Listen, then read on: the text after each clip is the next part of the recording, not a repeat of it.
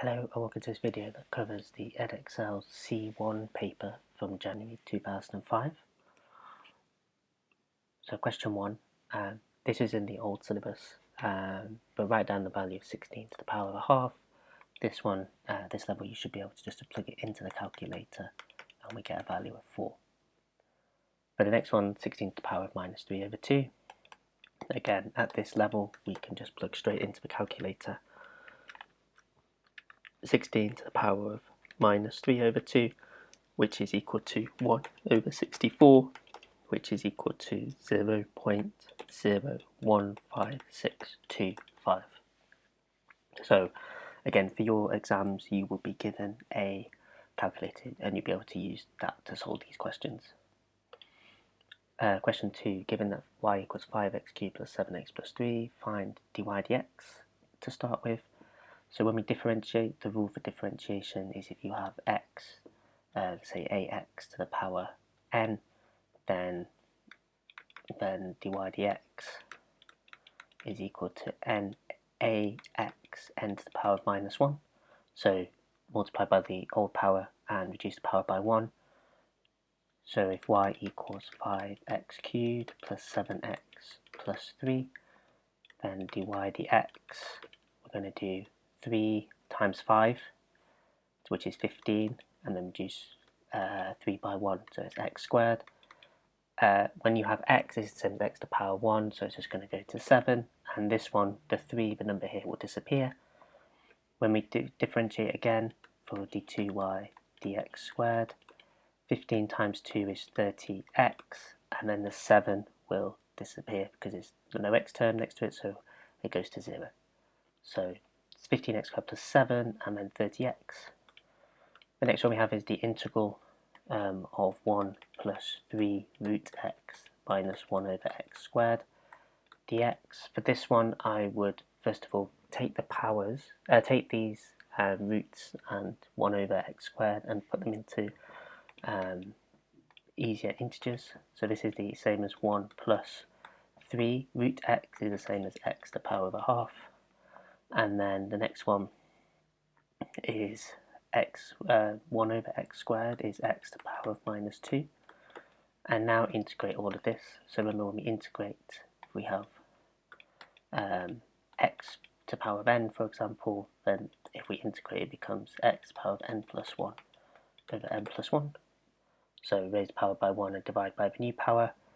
So here 1, so the integral of 1 will go to x. The integral of 3x squared becomes 3x to the power of a half plus 1 is 3 over 2. Divide that by 3 over 2. Then we have minus x to the power of, so minus 2 plus 1 is minus 1. Divide by minus 1. And then because it's an indefinite integral with no limits, we have to add c. So when we tidy this up, x is equal to, the result is equal to x. 3 divided by 3 over 2 is just going to be 2. So it's 2x to the power of 3 over 2. Then minus x to the power of minus 1 times minus 1 is just plus x to the power of minus 1 plus c. And that's your final result. Question 3, given that the equation kx squared plus 12x plus k equals 0, where k is positive constant and has equal roots, find the value of k. So for this one, the key thing here is that it's got equal roots. This means that b squared minus 4ac is equal to 0. So if they've got the same roots, that's because it's we can use this fact here for quadratic. So then all we do here is we say, well, a is equal to k, b is equal to 12, and c is equal to k. So b squared minus 4ac is equal to 12 squared minus 4 times k times k. So therefore it's 12 squared minus 4k squared equals 0. And then we resolve, so it's 144 equals 4k squared by moving the 4k minus 4k squared to the other side. Divide 144 by 4 is equal to 36, so 36 equals k squared, and then square root, we are going to get k is equal to square root of plus or minus 36.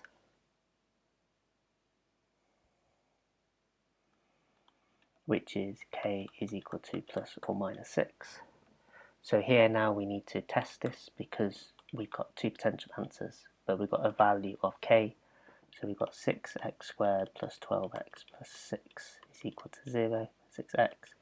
And then we've got minus 6x squared plus 12x minus 6 is equal to 0.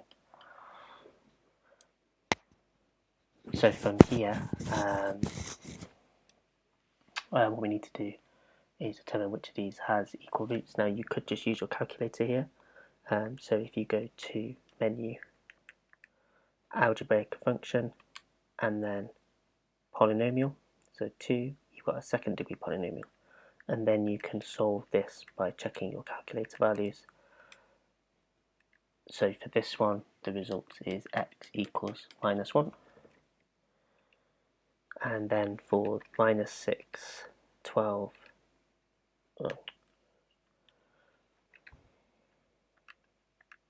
so minus 6, 12, minus 6, we get x is 1. And we get the same. So actually both of these ones here, I need to read the question. So k is a positive constant, so therefore that was out. So obviously when you read the question, make sure you read the question fully. K equals 6 is our only value. Although minus 6 would account if it just wanted any constant, the fact that it wants a positive constant means that k is equal to 6. Question 4, solve the simultaneous equations x plus y equals 2 and x squared plus 2y equals 12. So for here we're going to replace, for these ones you want to use the substitution method. So the first thing I noticed, I've got x squared plus 2y and I've got a y in this equation. So I'm going to rearrange this equation first. So y equals 2 minus x, and then substitute that into here. So it's x squared plus 2 times 2 minus x equals 12.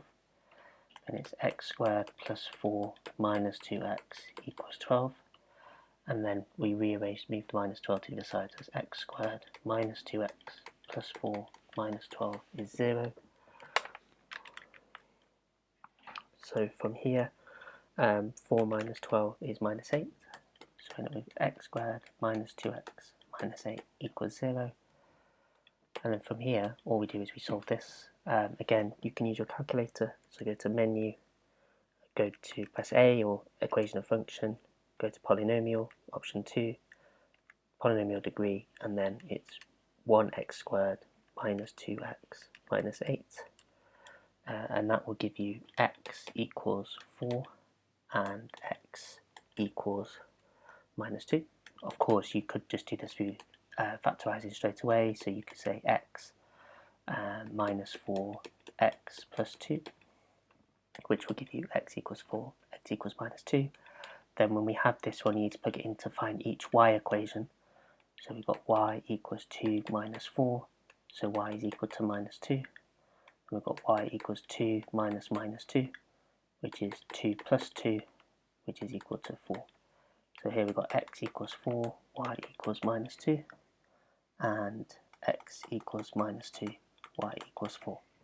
And these are your final answers. Question 5. The half term of an arithmetic sequence is 2r minus 5. Write down the first three terms of these sequence. So the first three terms start with r equals 1. So it's 2 times 1 minus 5, which is equal to negative 3. R equals 2 is 2 times 2 minus 5, which equals to negative 1. And then the third term is r equals minus 3. So 2 times 3 minus 5, which is equal to 1. So it's minus 3, minus 1, and 1. The value of the common difference for this one, so the common difference between the terms is just going to be 2, 2, and you can continue onwards, but the common difference is an arithmetic sequence. So the answer here is 2. And then finally we've got the sum of 2r minus 5. we want to prove that's equal to n minus 4. So this is the sum from r equals 1 to n. So for this one, we could use the equation here that the sum is equal to a half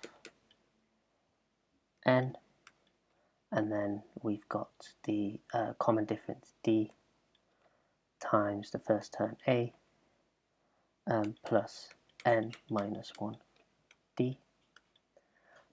Plugging in these terms, we've got a half n, and then the difference is going to be 2 times minus 3, which is the first term, plus n minus 1 times the difference 2. And then from here we can expand out. We can say, well, this is equal to a half n times minus 6 plus a half n 2n minus 2. From there we plug this in, so it's going to be minus 3n plus a half, there's going to be 2n times a half. Oh, hang on, let's just slow down and redo this one again. So first of all, let's just solve this bracket. So it's half n minus 6 plus 2n minus 2, and then this is equal to a half n. Minus 6 minus 2 is minus 8, so it's 2n minus 8. Halving this gives me, if we put the 2 back into here, we get n, and then we put the half back into here, so half times this bracket, so 2n times a half is 1, so it's n, and half times 8 is 4, so it's n minus 1 as a final result. So that gives you your final answer for part C. Question 6, figure 1 shows a sketch of the curve of the equation y equals fx. The curve crosses the x-axis at the points 2 and 0, and the minimum point on the curve is 3 and minus 2. In separate diagrams, sketch the curve with the equations. First one we've got is y equals minus fx. So when it's outside the bracket, that means it's the y-axis, and we can see that we are reflecting. So it's a reflection for y. So that means that all the y values now go to negative y. So that's one way that you can approach this. So if we do it next to each other, here, these have positive y values, so these are now going to be negative y values. So we're going to start from the bottom, that goes up. And then when we get to, so this is 2, and this is going to be 4. So the y values will stay this, so it'll come up from the bottom, go up, 3 minus 2, so it will still keep the same x value because nothing's changing in x, but the this value will go to a negative, so minus 2 times minus 1 is obviously 2, so this will go up, 2, 3, 2, and then this will come back down again, crossing the x-axis, and something like this will do, and obviously don't do what I've just done, be careful at the end. We can see that it goes off like that, so again it's just going to go off and do something like that at the end, and that will give you your 3 marks. Again, it's not looking for perfection, but you're looking for the correct shape and you're looking for the correct labels.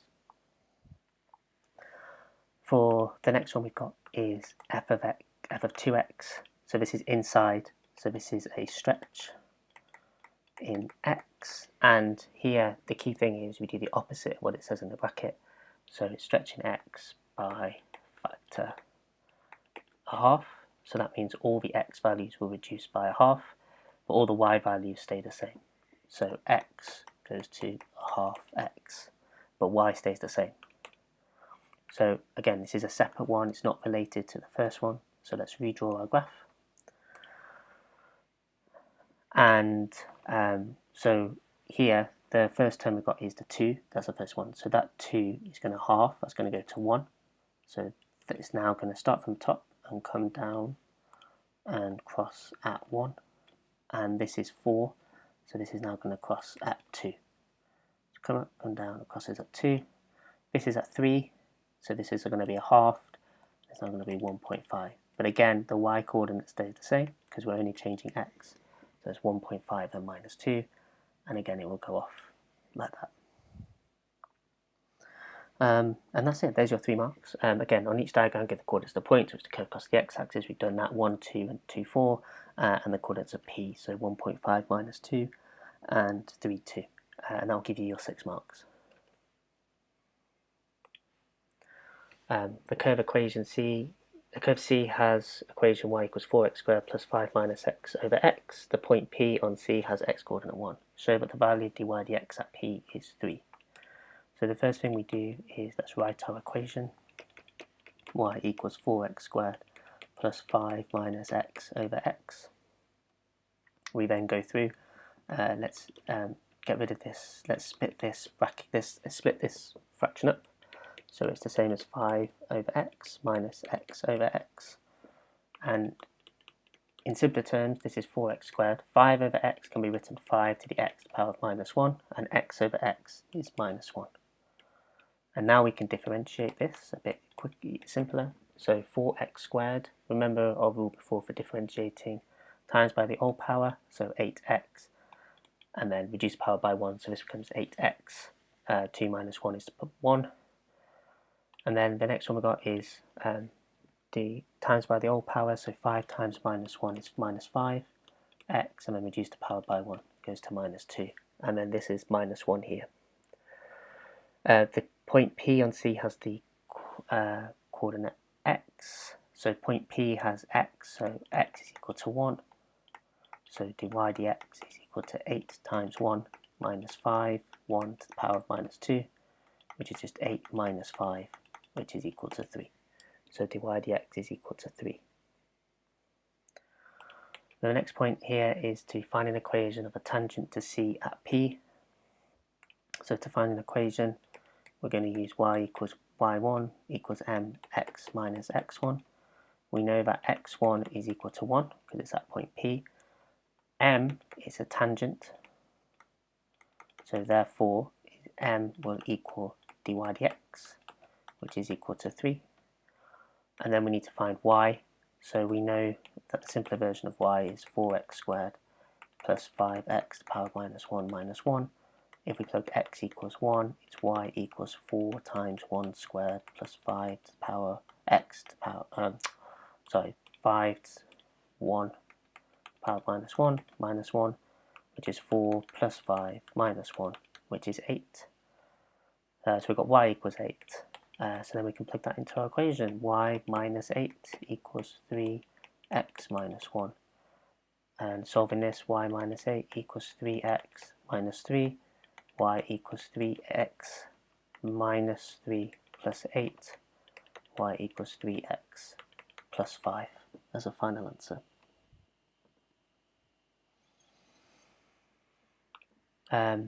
The tangent meets the x-axis at the point k0. Find the value of k. So here we know that k0, we will know that y is equal to 0. So 0 equals 3x plus 5. And then we just rearrange. Minus 5 equals 3x. Minus 5 over 3 is equal to x. And that's your answer to this question for question 7c. Question 8, the points A, B and C form the vertices of a triangle ABC as shown in figure 2. The point D is the midpoint of AC. Find the value of P and the value of Q. So we know that A and D is the midpoint, so whatever changes here, so if we say this is Y1 and this is X1, then to get from D to C is also going to be Y1 and X1 because it's going to be the same change. So to go from Y, then the Y changing Y, this has gone from 7 to 2, so it's going to be negative 5. So that means that this is also negative 5. And then from 1 to 2 is just plus 1 in X. So this is plus 1 as well.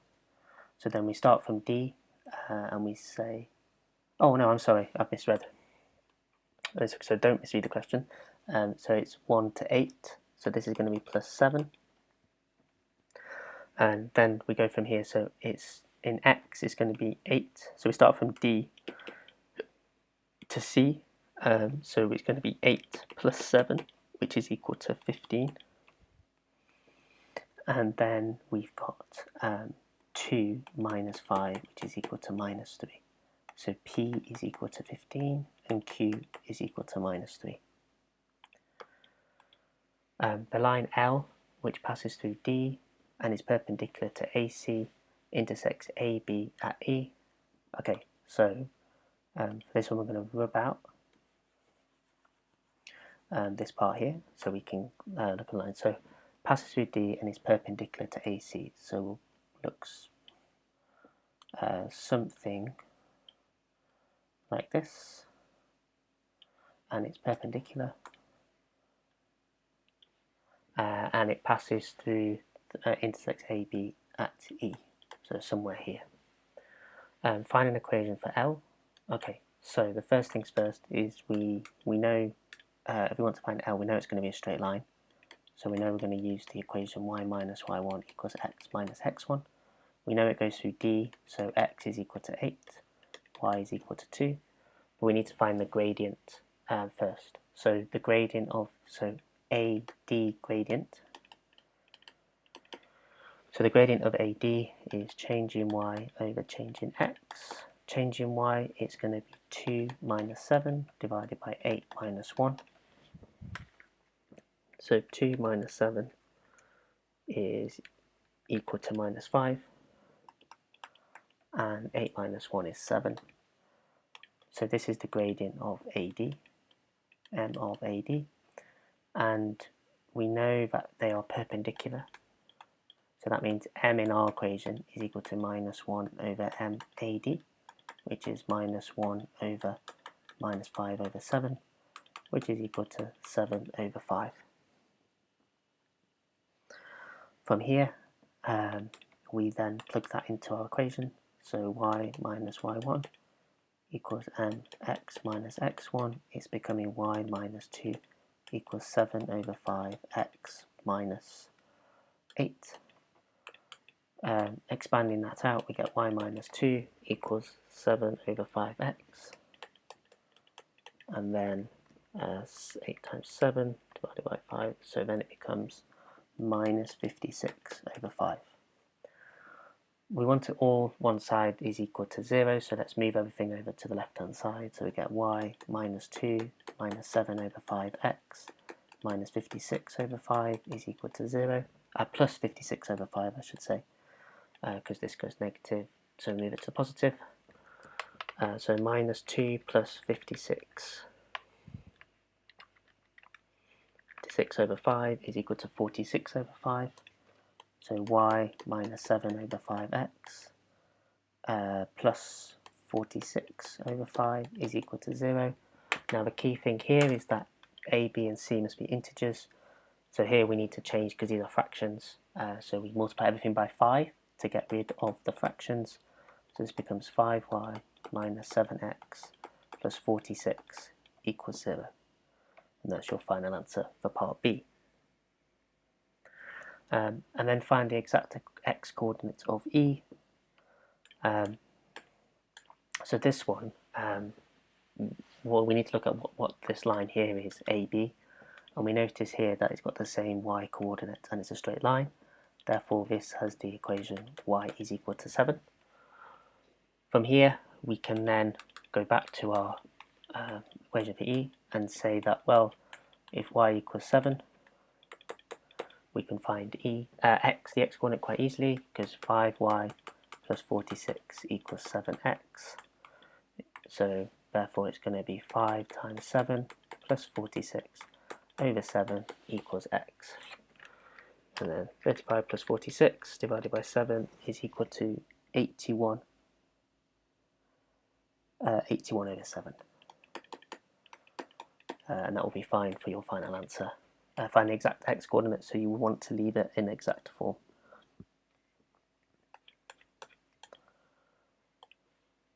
Question 9. The gradient of the curve C is given by dy dx is 3x minus 1 all squared, and the point P, 1, 4 lies on C. Find an equation of a normal to C at P.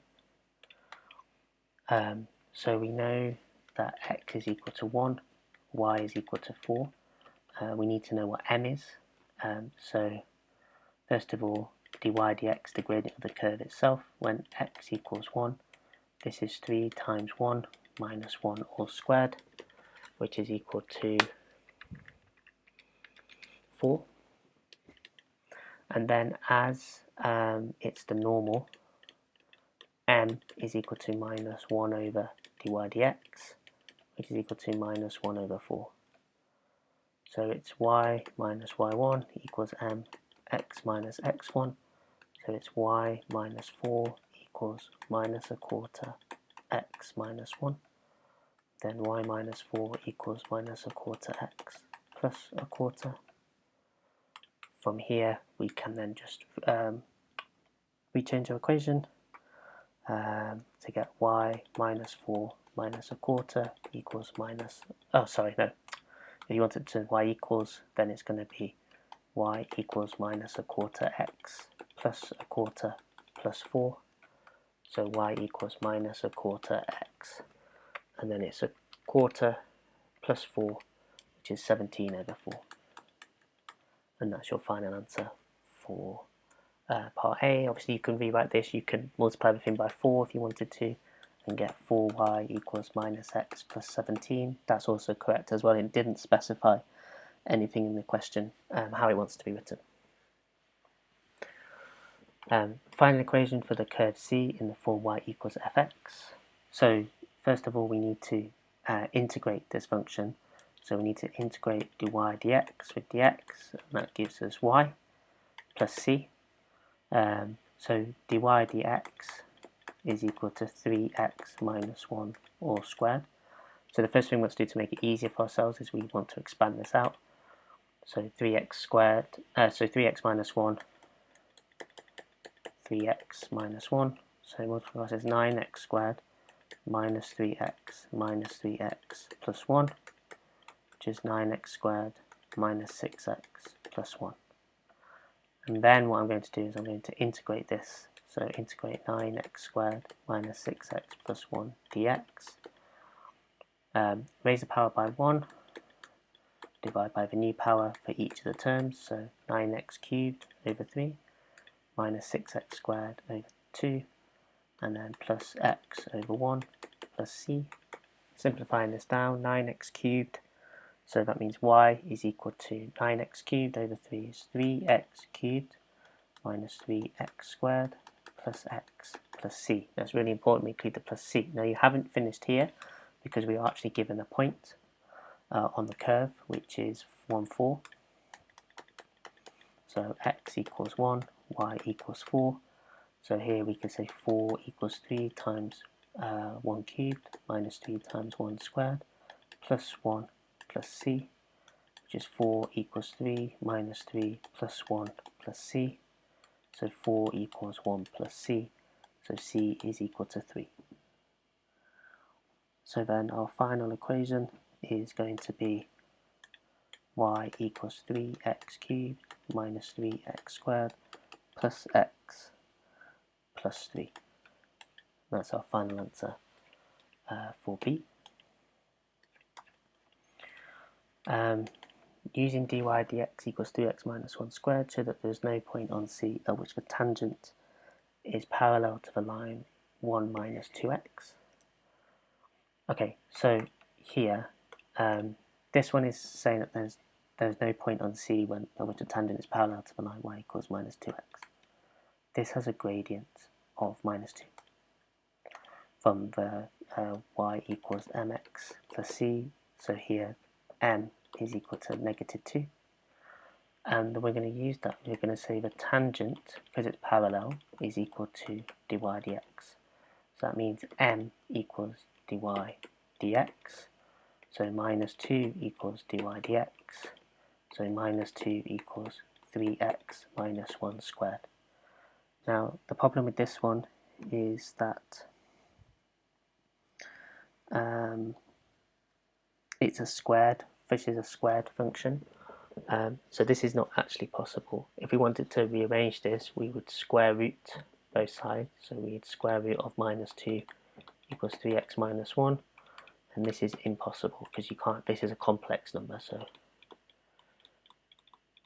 impossible. You could also say, so that could be one of your arguments. Another argument is you could say is that 3x minus 1 squared, this is always positive because it's squared. So therefore negative answers are impossible.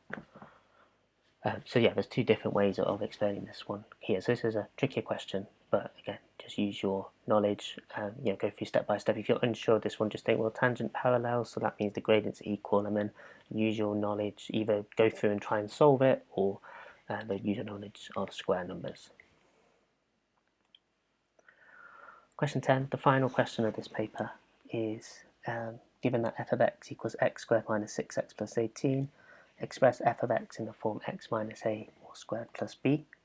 So this one is a standard complete the square question. Remember, for when a equals 1, when you have x squared plus bx plus c, when we complete the square, it's x plus b over 2 squared minus b over 2 all squared plus c. So this one should be relatively straightforward. X squared minus 6x plus 18 is equal to x. B over 2, b in this case is 6, minus 6, sorry, so it's x minus 3 squared minus 3 squared plus 18, so that's equal to x minus 3 squared minus 9 plus 18, so it's x minus 3 squared plus 9 as your final answer. In the space provided, sketch the graph of C, showing the coordinates. So we can sketch C because this tells us a key thing. So for part B, this tells us the minimum point, because it's x squared. So the minimum point of this one. Change the sign of the one in the bracket, so it goes to 3, and then it's 3, 9. From here, all we're going to do is plot. We know that if it's a minimum of 3 and 9, it can never touch the x-axis because that's the lowest point it will be, is here. So we don't have to worry about any x coordinates, but we do have to worry about the y. So if you plug in x equals 0, then we get f of 0 is equal to 0 minus 0 plus 18. So we know that it crosses the y-axis at 18. And yeah, it should look something like this, where this is 3 and 9. So again, correct shape, correct point to the minimum, and then minimum point and axis point. And yeah, we've got this. Yeah, so it says in the question, meet y-axis at P. So this is P, which is 0, 18, and Q is this one here. And the line y equals 41 meets C at point R. Find the x coordinate of R, giving your answer in the form P plus Q root 2. Okay, so this one here, we've got y equals, so it's y equals x squared minus 6x plus 18, y equals 41, so 41 equals x squared minus 6x plus 18. And then we could rearrange this, so 0 equals x squared minus 6x plus 18 minus 41. So that's 0 is equal to x squared minus 6x, 18 minus 41, which is minus 23. From here, you can use your calculator. So again, menu, go to A, or equation and function, go to press 2 for polynomial. Polynomial degree is 2. And then plug in 1, minus 6, and minus 23. And this gives you the x coordinate, which, if you solve it, is going to be 3 plus 4 root 2. And you also have a second one, which will be 3 minus 4 root 2. We're interested in the plus one, so it's not going to be this one, but it'll be 3 plus 4 root 2. And that's going to be your final answer, and that is the final answer for this paper. Any questions, please let me know.